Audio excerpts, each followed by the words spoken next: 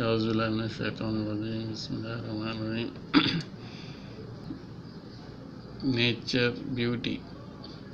The shrubs are wiggling on the huge curved monsters, the birds chirping in their hollow nests, the pigeons running around the whole cities, and thought buildings as their rest stations.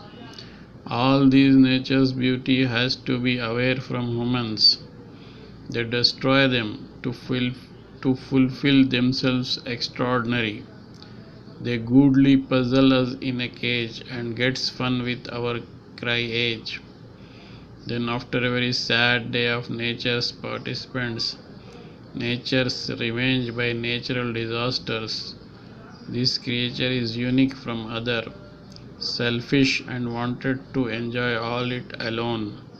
So the time will come when all has to go, and the result of their deeds we will complain, we will enjoy.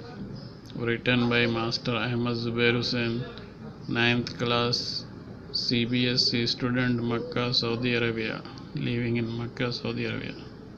Assalamu alaikum. Allah Hafiz.